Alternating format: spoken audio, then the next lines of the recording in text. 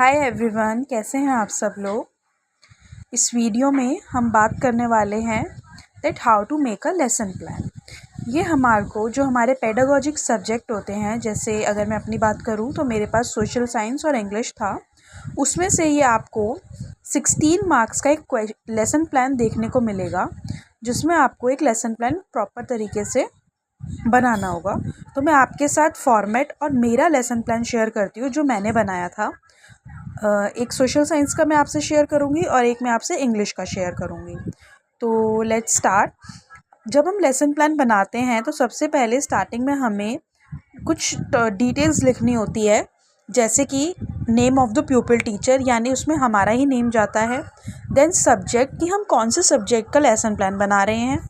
Then topic, कि हमने उस सब्जेक्ट में से कौन सा टॉपिक लिया है। फिर हम क्लास बताते हैं कि वो कौन सी क्लास का टॉपिक है। देन हम डेट, देन ड्यूरेशन, मीन्स कि वो पीरियड कितने ड्यूरेशन का था, और पीरियड यानी स्कूल में वो कौन से पीरियड का, ये हम अज्यूम करके लिख देते हैं कि सपोज सोशल साइंस का पीरियड सेकंड था, थर्ड था, ये आप अपनी खुद की चॉइस से लिख दें। जब हम ये डिटेल्स फिल करते हैं उसके बाद बात आती है जनरल ऑब्जेक्टिव्स की। जनरल ऑब्जेक्टिव्स होते हैं हमारे जैसे सोशल साइंस, क्योंकि सोशल साइंस का टॉपिक है, तो सोशल साइंस पढ़ने से बच्चों को क्या फ़ायदा है, वो हमें इसके 3 पॉइंट्स लिखने हैं कि बच्चों को सोशल साइंस पढ़ाने से क्या फ़ायदा होगा। उसके बाद जनरल ऑब्जेक्टिव्स के बाद आता है स्पेसिफिक ऑब्जेक्टिव। ठीक है, स्पेसिफिक ऑब्जेक्टिव होता है आपका जो हमने टॉपिक लिया, जैसे फंडामेंटल राइट्स, या किसी ने डेमोक्रेसी ले लिया, या फिर किसी ने कॉन्स्टिट्यूशन ले लिया, तो इन टॉपिक्स को पढ़ाने से बच्चों क्या उद्देश्य है, इसके अंदर 3 पॉइंट्स आपके इसके लिखे जाते हैं। फिर हम बात करेंगे टीचिंग एड्स की, यानी जब हम फंडामेंटल राइट्स क्लास में पढ़ा रहे थे तो उस दौरान हमने कौन से टीचिंग एड्स यूज़ करे थे, तो ये हम अपने आप से लिख देते हैं। कुछ चीज़ें इसमें आती हैं जो बिल्कुल जनरल होती हैं, कुछ होता है जैसे मैं आपको बताती हूँ, जैसे books, chalk, duster, pointer, smart class, ये तो क्लासेस में होती हैं। अब थोड़ा सा इसको अट्रैक्टिव बनाने के लिए हम इसमें लिख देते हैं कि हमने चार्ट्स यूज़ कर लिए। ठीक है, जो उस टाइम पे हम यूज़ करते हैं वो इसमें लिखा जाता है। फिर हम बात करेंगे टीचिंग मेथड्स की। टीचिंग एड्स के बाद लिखा जाता है टीचिंग मेथड्स।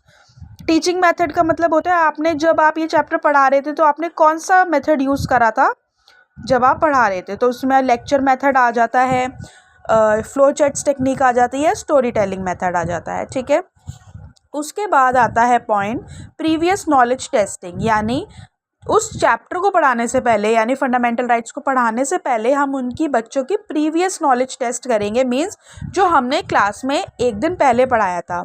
तो मैंने यहाँ एज्यूम किया है कि मैंने बच्चों को डेमोक्रेसी पढ़ाया था, तो यहाँ पे एक ऐसा ये बनेगा, टेबल बनेगी एक, उसमें लिखा जाएगा प्यूपिल टीचर्स एक्टिविटी लेफ़्ट पे, और राइट पे लिखा जाएगा स्टूडेंट्स एक्टिविटी।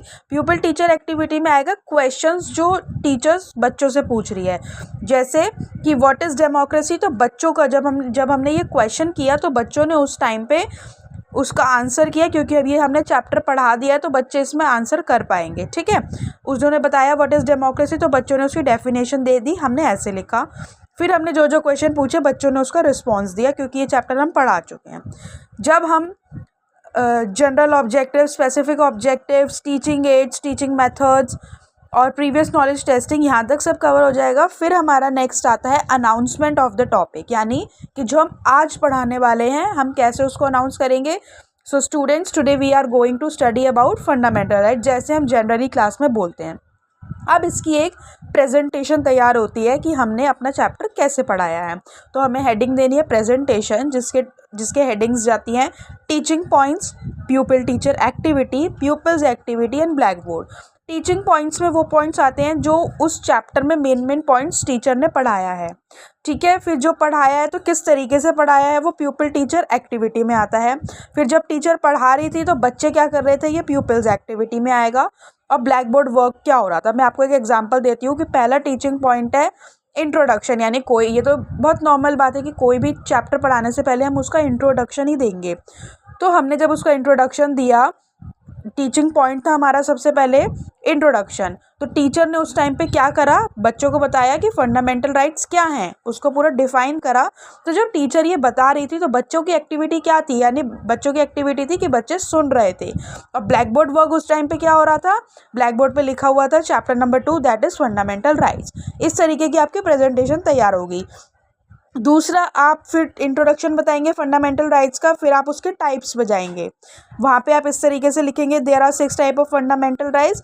जब आप ये लिख रहे होंगे तो बच्चे क्या कर रहे होंगे, अब बच्चे सुन रहे थे, अब बच्चों ने इस पॉइंट्स को लिखा। फिर आप एक एक करके सारे फंडामेंटल राइट्स ऐसे ऐसे एक्सप्लेन करते जाएंगे, बच्चे उस चीज़ को नोट डाउन करते जाएंगे, सुनते जाएंगे। और ये जो मैंने एक इसमें बनाया है फ्लो चार्ट्स में, ये ब्लैक बोर्ड वर्क है कि हमने ब्लैक बोर्ड पे इस तरीके से लिखा था। ठीक है, आई होप आपको यहाँ तक समझ आ गया होगा। उसके बाद जब ये सब कुछ हो जाएगा, यानी जो पूरा उस यानी कि अगर डेमोक्रेसी भी अगर आप पढ़ा रहे हैं तो प्रॉपर जो जो उस टॉपिक में जितने भी पॉइंट्स हैं, जितने भी टॉपिक्स हैं, हमको प्रॉपर लिखने होंगे उस टाइम पे। ठीक है, उसके बाद आता है रिकैपिचुलेशन, जिसका मतलब है रिकॉल करना फटाफट, कि हमने जो क्लास में पढ़ाया उसको फटाफट से रिकॉल करवाना बच्चे को, उसे हम रिकैपिचुलेशन कहते हैं। उसके बाद हम बच्चे को क्लास वर्क देते हैं। क्लास वर्क में हमने दिया, या जैसे हम कोई भी चैप्टर पढ़ा देते हैं तो उन्हें फटाफट बोलते हैं ना कि आओ फटाफट से कि हमने क्या पढ़ा उसको रिकॉल करते हैं, देन हम क्लास वर्क भी दे देते हैं। तो क्लास वर्क में आप इस तरीके से डायग्राम्स बना के दे सकते हैं कि कोई भी डायग्राम बना के दे दिया और बताए कि ये कौन सा फंडामेंटल राइट है। क्लास वर्क के बाद लास्ट में जाता है हमारा होम असाइनमेंट। उसमें हमें इस तरीके से क्वेश्चंस देने होते हैं, जैसे MCQ फॉर्म में, और एक MCQ दे दिया या एक डायग्राम दे दिया, और ये आप अपनी चॉइस से कुछ भी दे सकते हैं। Thank you, I hope you like it.